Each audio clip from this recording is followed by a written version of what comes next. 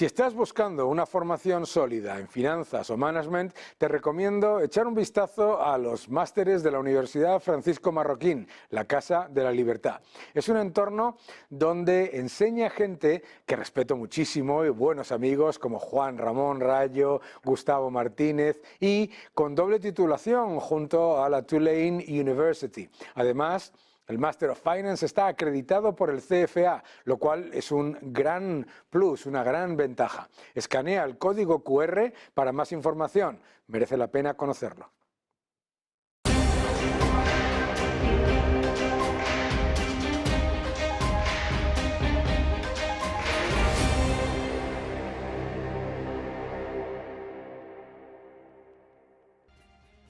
La corrupción impregna al gobierno de España. Lo que está ocurriendo es no una casualidad, ni siquiera una especie de cadena de casualidades, sino toda una trama que tenía un objetivo. El objetivo era utilizar lo que fue una tragedia, la tragedia del COVID-19 y unas circunstancias especiales para crear una trama de corrupción institucionalizada. Por un lado, por supuesto, estamos hablando de toda una serie de factores que confluyen en la trama que se llama trama Koldo, pero que como todos ya sabemos, pues implica a todo el Partido Socialista y al Gobierno y a 7 ministerios. Empecemos por la pandemia. Recordemos que en la pandemia, aprovechando una tragedia, se llevó a cabo el mayor encierro de los países de nuestro entorno y además se llevó a cabo la mayor destrucción de las libertades civiles con 2 estados de alarma inconstitucionales. En esos 2 estados de alarma inconstitucionales, además de mentir sobre la pandemia, primero, hasta que pasó la manifestación que querían llevar a cabo a toda costa. Después mintieron sobre los tests. Después mintieron sobre la idoneidad de las mascarillas.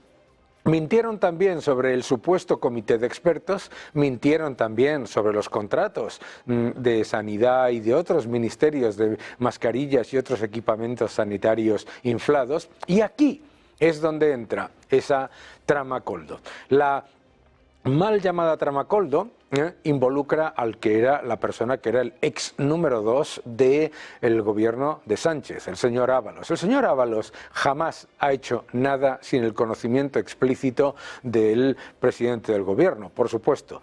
Nada de lo que está saliendo en los medios de comunicación se puede hacer sin el conocimiento y la aprobación del presidente del gobierno, en un gobierno además que es personalista a niveles absolutamente estratosféricos.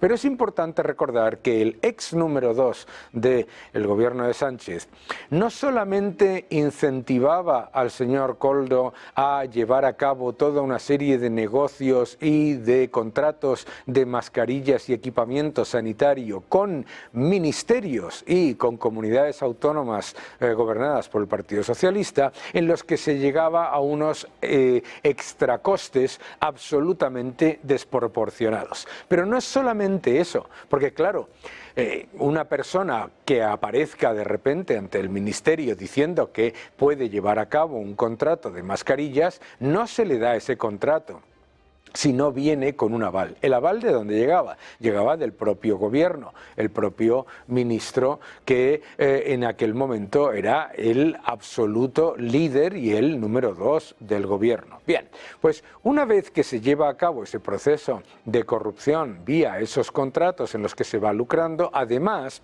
esta persona, Koldo, no era cualquier persona. Se le dieron 2 puestos públicos, consejerías, una en Puertos y otra en una filial de Renfe, para que se mantuviese dentro del engranaje político. Esos 2 puestos de trabajo se le dieron con la aprobación del Consejo de Ministros y del presidente. El presidente, por supuesto, también sabía algo que se une a esa trama y que está indefectiblemente implicado dentro de todo este engranaje de corrupción, que es lo que se llama el Delcy Gate.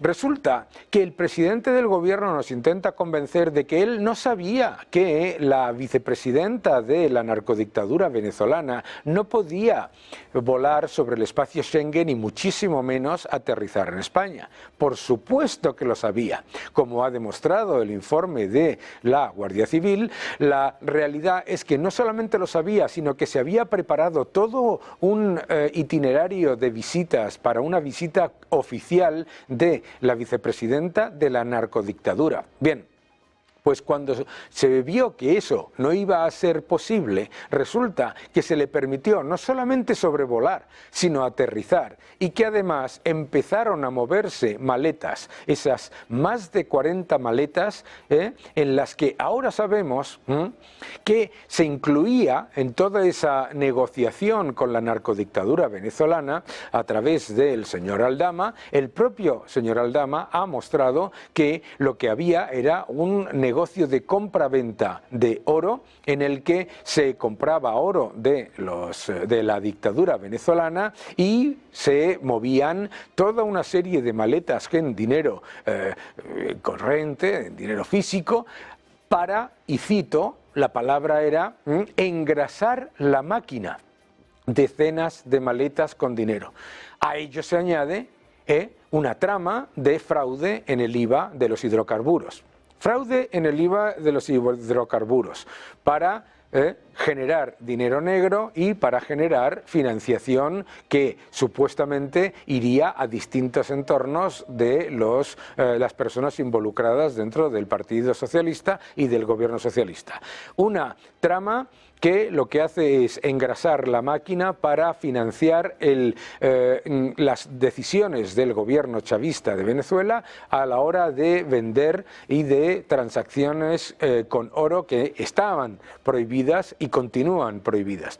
Además, salvoconductos en medio de la pandemia a líderes chavistas que no tenían en otras circunstancias la más mínima posibilidad de llegar a España. Esto añadido a toda una trama de contratos públicos firmados por ministerios, 7 ministerios involucrados, y junto a todo ello el rescate express de una aerolínea que se hizo 5 veces más rápido que el de cualquier otra empresa que lo solicitase, y además que incluía casualmente toda una cantidad de negociaciones y de acuerdos para financiar, apoyar y coordinar las actividades profesionales de la esposa del presidente del gobierno. Esto, cualquiera de esas pequeñas parcelas de la megatrama de la que estamos hablando, llevarían en cualquier país serio a la dimisión del presidente del gobierno. Cualquiera. No se trata de decir, como dice el gobierno, que ellos han sido contundentes con la corrupción y que inmediatamente solicitaron el acta y la expulsión del señor Ábalos. El señor Ábalos no hizo absolutamente nada, como han mostrado los audios y el informe de la Guardia Civil, sin el conocimiento y la aprobación del presidente del gobierno. Da igual. Incluso si fuese por ignorancia, debería dimitir. Porque un presidente del gobierno de España que dice que no sabía que no podía aterrizar en España la vicepresidenta de una narcodictadura asesina que tiene prohibido volar por la Unión Europea en aquel momento, eso ya en sí mismo es cuestión que exige dimisión. No solamente eso, si el número 2 del gobierno va a recibirla con su aprobación y se mueven una cantidad de maletas con nocturnidad y alevosía, también es causa de dimisión. No solamente eso, si el ex número 2 del gobierno y mano derecha del presidente Sánchez se reúne con empresarios y tiene una trama con un chofer y una persona cercana al gobierno a la que se le han dado 2 puestos de trabajo con la aprobación del gobierno públicos, todo eso se lleva encima con una trama de corrupción, también es causa de dimisión. Y si además se hace un rescate con todos los elementos cuestionables, con una empresa en la que además su esposa tiene enormes niveles de control y de negociación, eso también es causa de dimisión. Que no te engañen.